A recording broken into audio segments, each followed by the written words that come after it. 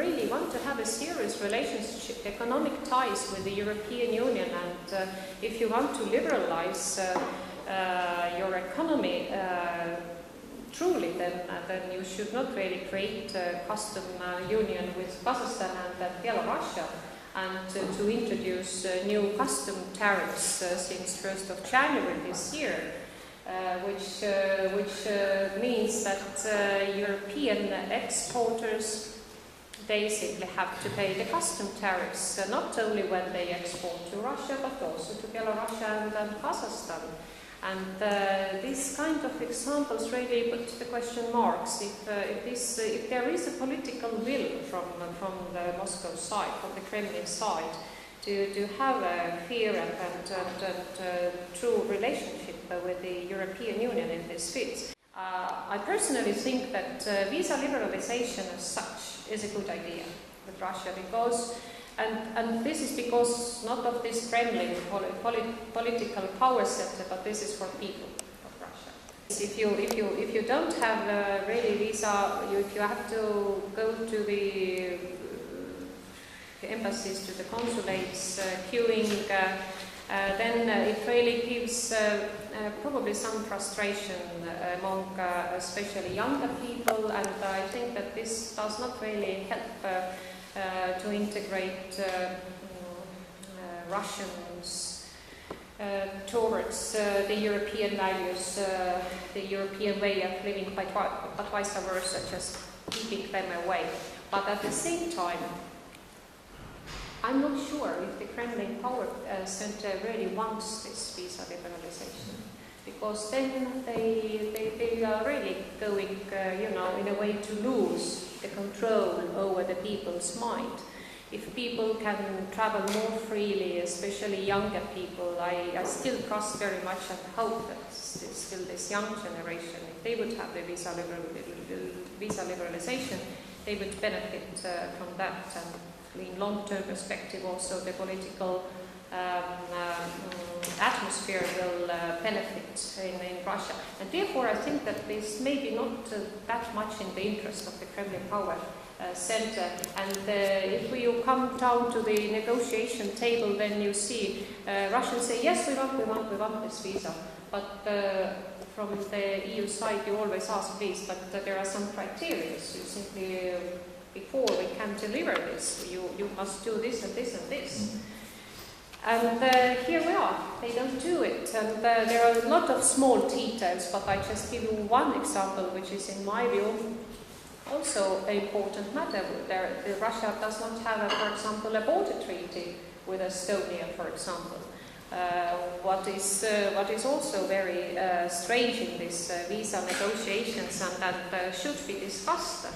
So once again, that means that if you have a lack of goodwill, it's very, very difficult to achieve this partnership. And if we are speaking about the partnership, you probably have noticed that I didn't mention strategic, the word strategic, because especially among the liberals already for 1-2 years, used to be also vice president of the ELDR party last 2 years, we have discussed how we should really call this partnership, because if you say strategic, then it's really very, very strong and based on trust and the common values thing. And I have different words like important partnership and whatever partnership can be provided. Now there is, the most recent definition is partnership of modernization, which is proposed actually by Russians themselves, and you may know that this was picked up also by President Barroso in the last summit in Stockholm, and this is now something which is interesting. Perhaps this will be implemented in one or another way. I was called, I have also some good friends among journalists in Russia and in Moscow and in some still places where they have more or less free medias. And they were very keen to know what is really what it means now, the partnership for modernization. And as much as I know, I still know quite a little in the Parliament, but I believe that in the Commission and I believe in Ashton's cabinet they will deal with that. There are already mentioned several fields what should be included in this partnership. Well, as Commission has put it, first of all, the European Union wants to see Russia as a state of rule of law.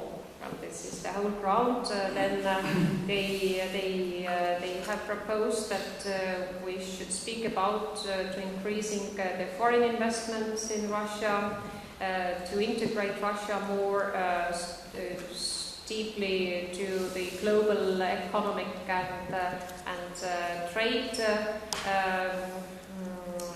system, but this means WTO, and again this is depending from Russia first of all themselves. More greener economy, more cleaner economy, more investments, joint investments to the research and development, more balanced development in the country. We should get to know each other better and dialogue with the NGOs, with the civil society. But you see, this is until perhaps it sounds a good idea to have perhaps some sort of new start or new try again. But the fields are quite broad, and if you think that as long as you come to the implementation, I'm quite hesitating. Why now? In this modernization partnership, they will find in Moscow more stronger political will. Until now, where always different partnerships have been proposed. So let's wait and see. Let's live and see if something develops further. This, of course, would be very, very positive.